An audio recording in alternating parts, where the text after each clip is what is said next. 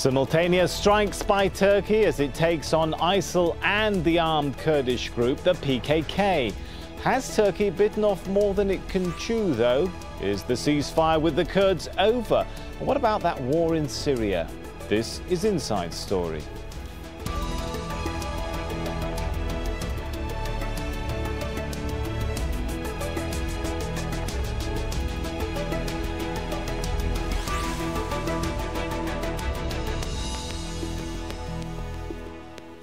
Hello and welcome to the show. I'm Sami Zaidan. Well, Turkey is now fighting two very different battles at the same time. Turkish fighter jets hit PKK positions in Iraq. It's been fighting for greater Kurdish autonomy within Turkey for 30 years. And at the same time, Turkey is now also bombing ISIL bases in Syria. Now, it all gets a little tricky when you take into account that the group at the forefront of the international fight against ISIL is another Kurdish group, the YPG. Well, let's take a look then at the Kurdish makeup in the region. Between 30 to 40 million Kurds live in adjoining regions in Turkey, Iraq, Iran and Syria. Syrian Kurdish forces, known as the YPG or the Kurdish People's Protection Unit, seek autonomy for Syrian Kurds. The YPG has joined the fight against ISIL in Syria, and they're supported by the US military. But meanwhile, the Kurdistan Workers' Party, or PKK, is fighting for greater power for Kurds in Turkey. It's now mainly based in northern Iraq. The PKK was established in 1987 and battled Turkish forces until a ceasefire some 2 years ago. More than 40,000 Turkish and Kurdish soldiers and civilians have died during the 30-year struggle. Turkey, the US and NATO consider the PKK to be a terrorist organization. Turkey's renewed airstrikes against the PKK targets in northern Iraq are the first since a truce was agreed in 2013. The government is concerned about the expansion of Kurdish territory in neighbouring Syria, as General Tan explains. Turkey shares a 900-kilometre-long border with Syria, stretching from Iraq to the Mediterranean Sea. A Kurdish administration has largely overseen the Kurdish-majority province of Hasaka since the civil war started in Syria 4 years ago. In January, Syrian Kurdish fighters, or the YPG, took control of the border town of Kobani from the Islamic State of Iraq and the Levant. Then, last month, the YPG captured the town of Tal Abyad in Raqqa province with the support of US airstrikes. That victory was significant because it cut off the main supply route of ISIL fighters from Turkey to ISIL's stronghold of Raqqa city. More than that, it opened a land corridor between two Kurdish-administered areas. The Kurds now have uninterrupted control of more than half the border with Turkey and are pushing towards Jarablus, the last border crossing under ISIL's grip. The YPG is now at the doorsteps of Jarablus. If they capture that crossing, they will then push south to the Kurdish enclave of Afrin and link it to western Kurdistan. Now, Afrin sits on the edge of Aleppo province. The Turkish government is nervous of any further Kurdish expansion. It considers the YPG a terrorist organization and does not want it to control any more of the shared border with Syria.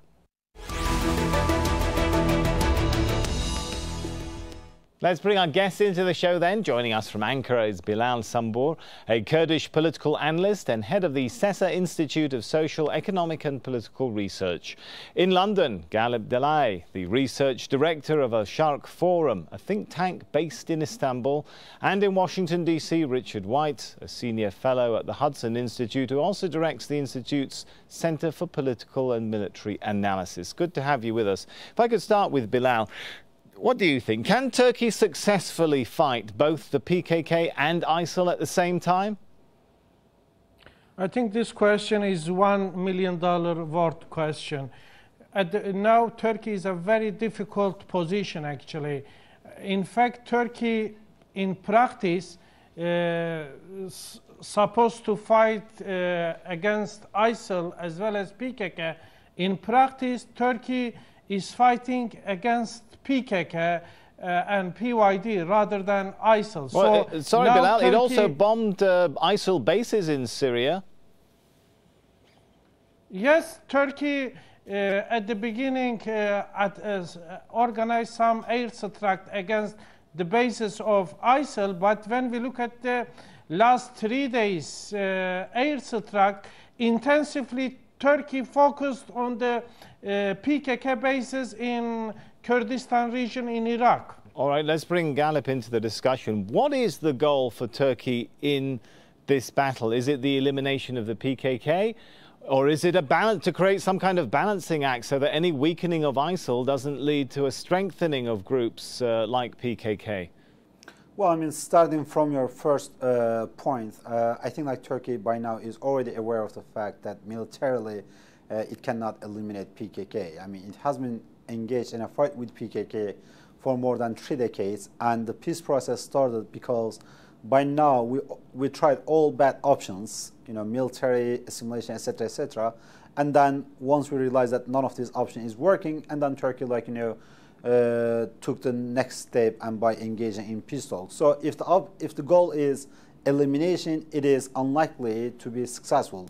But nevertheless, I think the goal is not elimination. Rather, it's putting, like, you know, rather it's pushing it back and putting some limitation against PKK first, and then also pushing back ISIS, especially, like, you know, on the along the borders with along Syrian's borders with Turkey, and also creating some rooms for the Syrian opposition to maneuver. So the goal is that, like, to push back ISIS and to reduce the PKK's role in this battle, because the fear is that PKK feels wherever the vacuum is left by the ISIS. So Turkey, I think, is trying to make sure that this is not going to be the case this time. And as we have seen in the last 2 or 3 days, actually Turkey targeted both groups, but as the account shows, Turkey has targeted PKK by now much more than it did the ISIS. All right, interesting point there. Containment, perhaps. Richard, though, from what we know, has there been any indication that the US has agreed to any of the sort of Turkish demands which Turkey was making in the past for joining the fight against ISIL, like creating a buffer zone, I don't know, tackling the Bashar al-Assad regime and so on? Right. The U.S. has explicitly denied that there's any understanding with respect to some of the Turkish demands, which have included establishing a no-fly zone over parts of Syria, establishing a buffer zone along the Turkish-Syrian border, and consenting to the attacks on the PKK. The U.S. denies that there's any understanding. There's just an agreement that the U.S. can use the military facilities in Turkey to conduct the campaign against ISIL. That said, the U.S. has said that it recognizes the PKK as a terrorist organization, and it recognizes Turkey's right of self-defense. Okay, hang on, hold that thought for a second. Galip, could I get you to comment on that? There is a question here of why then would Turkey decide now to join the fight against ISIL if, as it appears, none of Turkey's demands have been met? You know, the Turkish line always was, we don't want to get involved in a war unless we tackle the root cause and not the symptom. Let's go after the Bashar regime. What's changed? True. The Turkey's preference lied with a package deal in which the Assad regime and ISIS will be tackled in tandem. But as the development has shown, right now Turkey has also focused on ISIS rather than the Assad regime for the time being, for a very obvious reason. I mean, there has been the contemplation on Turkey's side to somehow to do something against ISIS as well too, militarily if possible, and if possible in partnership with the West, because there was a growing demand that actually ISIS activities mostly limiting the Syrian opposition rather than the Assad. So therefore, like, you know, there was a growing understanding that something needs to be done vis-a-vis the ISIS. However, the ISIS. So hang on, this wasn't Turkey acting under Western pressure. You're saying this is Turkey acting out of concern that ISIL is eating into the anti-Assad opposition groups. Exactly. Turkey wanted. It was the Turkish idea also dealing with ISIS, but Turkey's preference lied also to get West on board to do something like, you know, against the ISIS, but also in the meantime try to convince the West to do something like, you know, something like to be able to get safe haven or no-fly zone that will enable the Syrian opposition to be much more active. But however, the ISIS recent attack within the Turkey, the explosion in the Kurdish part of Turkey, in which the 32 citizens of Turkey was killed, over hundreds of them has been injured, and the day after the ISIS killing a Turkish soldier created the urgency to target ISIS now rather than waiting for some time down the road. Okay, there is a question of policy coherency here, though, isn't there, Richard? Especially even U.S. policy. How, on the one hand, does the U.S. see the PKK as a terrorist group, but it's happy to back, using airstrikes, a PKK affiliate group in Syria, the YPG? Isn't there a contradiction there? I think we all are aware that the Middle East is a very complex region, and you can't always align your forces the way you'd like to. So this is not an unknown problem for all of us. So, for example, the U.S. has always tried to straddle defending the Iraqi government without aligning too closely to Iran, and there are a bunch of these contradictions, or the Israeli issue, for example, trying to ally with both Saudi Arabia and Israel.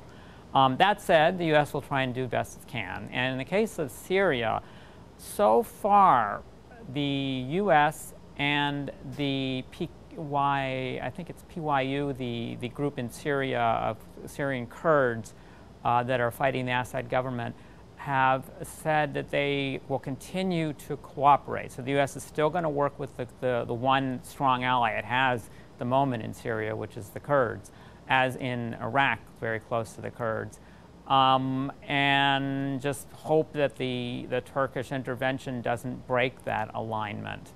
I should have added also that whereas the U.S. denies that there's any buffer zone or any kind of agreements, the Turkish officials and Turkish media say there is.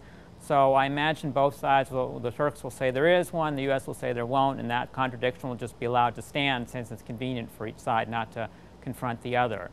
And so we're just going to try and manage this. The U.S. still has incentives to work with the Syrian Kurds and the Iraqi Kurds have incentives to work with the U.S. And we just hope that the intervention by Turkey can be managed. It has in the past, so we might be able to continue to keep it that way. That's a lot of hope, isn't it, Richard? And often hope goes around in circles in the Middle East. Let me bring Bilal into the discussion. You know, things may be going round in the circles when it comes to Syrian Kurds and their relationship with different actors. Let's talk about Turkey's relationship with Kurds within Turkey. Is the peace process over, the negotiations over between the PKK and the Turkish government? Before answer your question, can I make a comment about what Richard just said?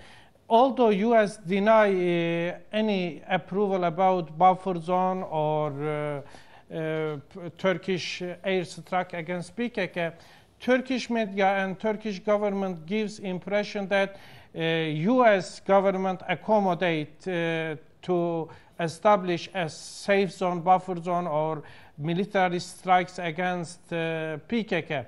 So I think what Turkish government concludes from its agreement between U.S. and Turkey, Turkey say, I could anytime intervene Syria in the way I wanted. So that is the main idea now in the minds of Turkish government. Okay. When it comes to your question, building on that point, if Turkey does intervene more and more in Syria, that's going to impact, no doubt, will it not impact the dynamic of peace talks between the Turkish government and Kurds within Turkey, like the PKK? So let's talk about that too. Is the peace process dead?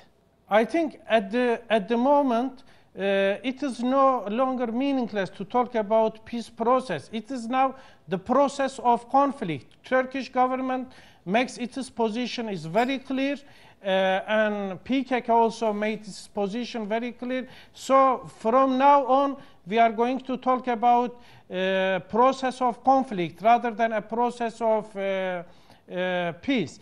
But now, what is the reaction of Kurdish community about recent military attacks of Turkish army? I think large segments of Kurdish population approach these new attitudes in a very skeptical way. All right, so skepticism, distrust. It wasn't long ago, though, Ghalib, when there was a lot of hope for the peace process that it might actually achieve a breakthrough. What changed? Why did Turkey decide it needs to take on the PKK at this sensitive time? Well, the major change, the major things that has changed within the parameter of peace process was what was going on in Syria. So there was two contending vision among the Kurds and Turkey vis-a-vis the Syria. Whereas the PKK wants to make the Syrian development in the Kurdish part of Syria as integral part of peace process in Turkey. Turkey wants to basically separate both of them. So therefore, like, treat the peace process as something within the Turkey, like something just confined to Turkey.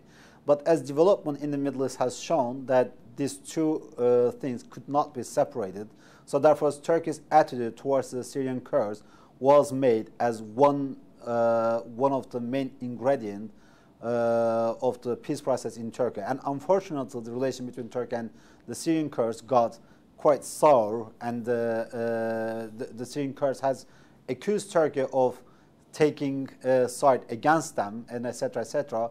And then that has had a very big impact on the peace process. Let's not forget the biggest threat to the peace process in the last 2 years came with the developments around the Kobani, when the Syrian Kurdish town of Kobani was perceived to be falling to the ISIS. Back then in Turkey, there was an unrest in which 52 citizens was killed. So that was the first time that the peace process was brought on the brink. So the peace process since then has been frozen, and unfortunately it's going to remain frozen up until and unless the next government is formed. So in this regard, if the recent attack against the PKK remains a limited one, then I will not say that peace process is finished. But if this is going to be a comprehensive attack against the PKK, we will see the spillover in Turkey as well, and then unfortunately, then the peace process will be on the brink of collapse. Bilal, Turkey's Prime Minister says there have been 281 attacks in Turkey since the June 7th elections. A lot of blame being put on the PKK for stepping up violence within Turkey. How do you respond to those who say that perhaps the PKK also doesn't want to see the peace process successful now because it's worried about being eclipsed, some analysts tell us, by peaceful politicians from the HDP party, the Kurdish party within Turkey, which made a good showing at elections in Turkey a few weeks ago? What do you make of that? I think it is very, we are facing very complicated situation. Now what is going on in Turkey, just we are witnessing a blame culture. Turkish government blamed PKK, and PKK blame Turkish government for the failure of peace process. So both sides, I think, they don't present a fair account of what they have done. So the point, I think, regarding what Ghalib just said before, I mean, at the moment, Turkish government, I mean, it is a sort of a comprehensive conflict policy they are going to carry out. That is what they are trying to say, and they show very strong will on this sense. So at the moment, I mean, it is not just, the aim of Turkish government is not just about limit the power of PKK in Syria. The main concern of Turkish government to stop of PKK being a regional power in the Middle East. Right. I mean, the expectation... That is a very interesting point. I want to bring Richard into the discussion here. You know, words and terms like that of a group perhaps rising to be a regional power, whether we're talking about the PKK, you know, exploiting vacuums in Iraq, or whether we're talking about ISIL exploiting vacuums in Syria, there is that reality there of a vacuum giving groups the opportunity to try and rise into regional powers. without dealing with some of the root causes, the lack of perhaps perceived legitimacy of regimes in Damascus and Baghdad in the eyes of some of its people, can the US really resolve the conflict? Well, there's a limit to what the U.S. can do. As we all recall, the U.S. a decade ago tried to go in and create legitimate governments, and that obviously doesn't turn out very well. So I see less interest in the U.S. in trying to address this issue. I mean, the U.S. position in all these cases, in Syria and Iraq and Turkey, is, you know, there should be free elections, there should be coalition government, and so on. In practice, the U.S. and Turkish government, the relationship it went very well for a while before the Syrian dispute split it. I imagine that the U.S. could work with either the AKP if there's another election they get a majority, or some kind of coalition. But the Syria problem and the Iraq problem are very serious, and the U.S. has been trying to do what others have been trying to do, which is, you know, reduce some of the sectarian animosities. But Richard, forgive me, but the reality remains that the U.S. is involved militarily now in Syria. I mean, why not take up the Turkish request, echoed by other countries in the Middle East for months or earlier on in the conflict in Syria, that if you're going to be militarily involved, don't focus only on the symptoms, i.e. ISIL, focus on the cause of the problem, the regime in Damascus. Well, Syria, there's a good reason why the U.S. hasn't been doing that, which is if you go in and eliminate, as your guest mentioned earlier, you go in and eliminate Assad, the vacuum at the present would be filled by either al-Nusra and the al-Qaeda groups, or ISIL and the Islamic State groups, or both. There's not a strong U.S. ally in Syria at the moment. They have really no partner to work with. In Iraq, it's a bit more hopeful in that the U.S. has an endpoint, which is to basically address some of the Sunni grievances, curb some of the abuses we saw under al-Maliki, get the Baghdad government to be more inclusive, and limit Iranian influence if it's going to drive this narrative of a Shiite bloc trying to repress the Sunnis. The problem is, of course, the U.S. succeeded in this kind of strategy a decade ago, but since then it didn't work out. Now it's going to be harder to repeat that experiment and hope that we're going to get the same kind of outcome, since many of the Sunnis have lost faith and confidence in the U.S. But Syria at the moment is hopeless. I just don't see the U.S. doesn't have a good outcome. I suppose of all the options, the one some people might want to see is the Turkish military intervene. It could easily, if it wanted to at this point, go in and depose Assad. The problem is what happens after that. You have, again, this problem of the vacuum. You have the Turkish forces bogged down in Syria and so on. Galeb, maybe a final thought. The end result of all this seems to be more policy divergence between the US and Turkey, perhaps even we're hearing, as we heard from Bilal, more distrust from the Kurds towards the US, thinking the US and Turkey have cut a deal too. Well, unfortunately, I mean, there is, you are right on both points, and the Kurds will perceive that as if, like, you know, Turkey and the US has cut a deal against themselves. So there is this is like kind of like the growing psychology amongst the Kurds, especially PYD and PKK. And on the other hand, though there is right now, like, you know, some convergence between Turkey and the U.S., and that was one of the reasons that Turkey allowed the U.S. to use Incirlik military base to be used by the U.S. against for the airstrikes against ISIS. But when it comes to the understanding of the cause roots of this crisis in Syria and the priorities, the sides are still very much apart from each other. Right. I mean, it is true. It is true what my colleague from the U.S. has just said, that you know, the U.S. is very much concerned about if we deal with Assad today, who will fill the vacuum. And unfortunately, if we wait longer, tomorrow there will be even more, perhaps more menacing, more dangerous vacuum to be organization to fill it. We are out of time, so we're going to have to leave it there. Let's thank our guests very much, Bilal in Ankara and Galeb in London, as well as, of course, Richard in Washington, D.C.